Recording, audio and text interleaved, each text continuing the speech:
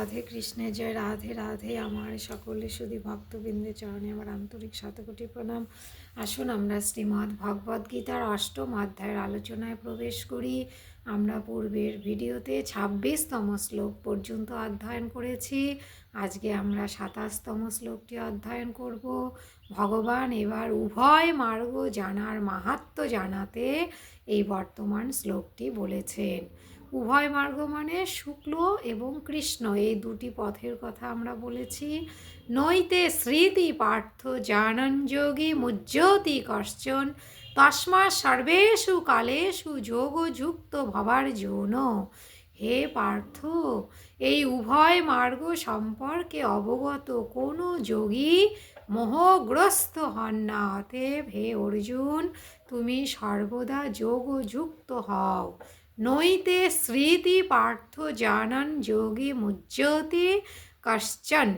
শুক্ল মার্গ প্রকাশময় আর কৃষ্ণ মার্গ অন্ধকারময়।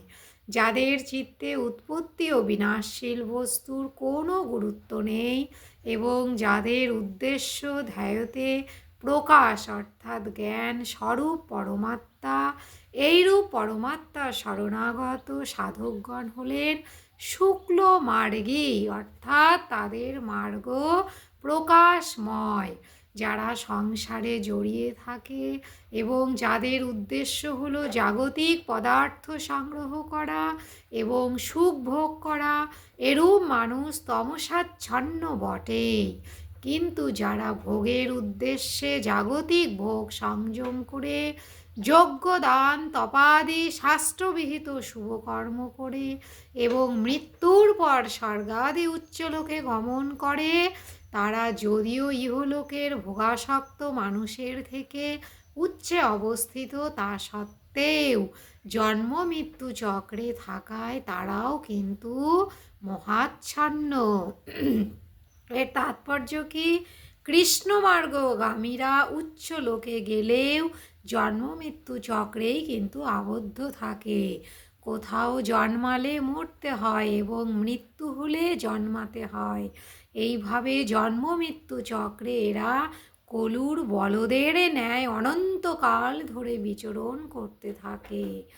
এইভাবে শুক্ল ও কৃষ্ণ উভয় মার্গের পরিণাম যে মানুষ জানে, সে যোগী, অর্থাৎ নিষ্কাম হয়ে ওঠে, ভোগী নয়।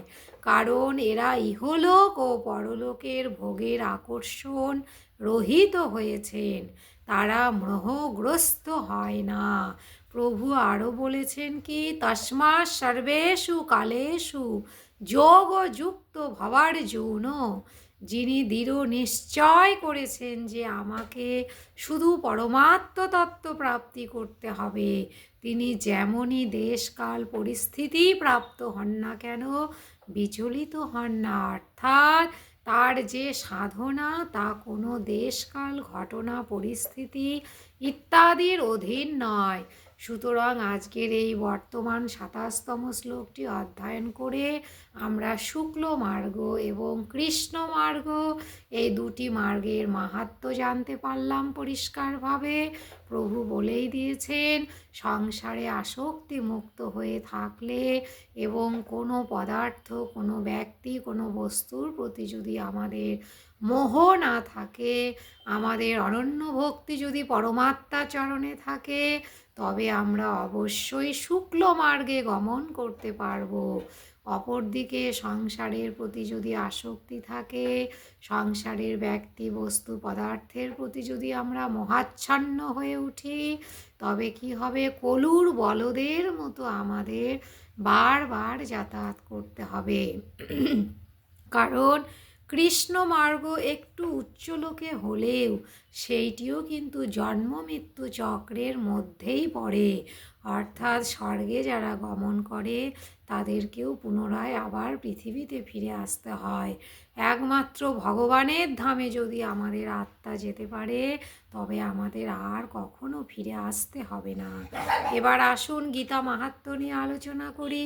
যশান্ত করণং নিত্যং গীতায়াং রমতে সদা সাগ্নিক সদা জাপি ক্রিয়াবান স চ পণ্ডিত। অন্তর যাহার রয় গীতাতে নন্দিত, সাগ্নিক সে ত্রিয়াবান জ্ঞান সুপণ্ডিত। দেখুন, আমাদের অন্তর যদি সর্বদা শ্রীমদ্ ভগবদ্ গীতাতে নিহিত থাকে, তবে আমরা কিন্তু পণ্ডিত ব্যক্তি বলে বিবেচিত হব। কারণ দেখুন, শ্রীমদ্ ভগবৎ তত্ত্বজ্ঞান যার মধ্যে রয়েছে, তিনি হলেন শ্রেষ্ঠ ধনী ব্যক্তি, তিনি হলেন শ্রেষ্ঠ পণ্ডিত ব্যক্তি। অথচ ভাবুন, এই কলিযুগে আমরা কাদেরকে ধনী বলি? যাদের অনেক টাকা পয়সা আছে, অর্থাৎ লাখ লাখ টাকা আছে বা কোটি কোটি টাকা আছে, তাদেরকেই আমরা ধনী বলে জানি। ভগবানের কাছে কিন্তু তারা ধনী নয়, ভগবানের কাছে তারা পণ্ডিতও নন। ভগবানের কাছে ধনী এবং পণ্ডিত উভয়ই হলেন তারা, যারা নিজেদের সারা জীবনকে ভগবানের চরণে আত্মসমর্পণ করে দিয়েছে। আমি পূর্বেও বলেছি, আবার বলেছি, স্যাক্রিফাইস অর্থাৎ ত্যাগ। ত্যাগ না করলে কখনোই ভগবানকে পাওয়া যায় না। আপনি যদি ভোগবিলাসে মেতে থাকেন, আপনি বিভিন্ন রকম দেবলোক পর্যন্ত যেতে পারবেন। লাস্ট হলো ব্রহ্মলোক, সেখানে গেলেও আপনাকে আবার পুনরায় ফিরে আসতে হবে। কিন্তু আমরা যদি ভোগবিলাসে নিজেদেরকে না মাতিয়ে রাখি, আমরা যদি ত্যাগ করতে শিখি, তবে অবশ্যই কিন্তু আমরা ভগবানকে লাভ করতে পারবো। তার দৃষ্টান্ত হলো ব্রজগোপিনীরা এবং অবশ্যই রাধারানী। এত ত্যাগ তারা করেছেন যে তারাই একমাত্র কিন্তু ভগবানের সর্বসম্মুখে রয়েছেন, যা অন্যান্য ভক্তরা ততটা নিকটে নেই যতটা ব্রজগোপিনীরা রয়েছেন বা সখী রাধারানী রয়েছেন।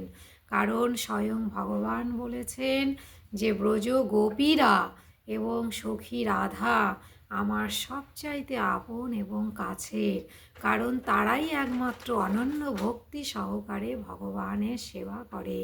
দেখুন, তারা নিজেদের জীবনে কত কষ্ট সহ্য করেছেন, কত স্যাক্রিফাইস করেছেন, তাদের কুল নিয়ে, তাদের চরিত্র নিয়ে বিভিন্ন রকমভাবে তাদেরকে কিন্তু অনেক অকথা কুকথা শুনতে হয়েছে, সহ্য করতে হয়েছে। তবুও কিন্তু তারা পরমাত্মার চরণ থেকে নিজেদেরকে সরিয়ে রাখেননি।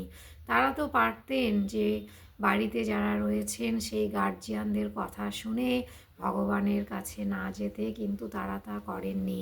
এমনও লক্ষ্য করা গেছে যে কোনো গোপিনীকে যখন বেঁধে রাখা হয়েছে ভগবানের কাছে যাতে না যেতে পারে, তখন সেই গোপিনীর আত্মা চলে গেছে, অর্থাৎ গোপিনীর শরীর পড়ে আছে গৃহে, ঘরবন্দি সেই ঘরের মধ্যে, কিন্তু গোপিনীর আত্মাকে তো কেউ বন্দি করে রাখতে পারবে না।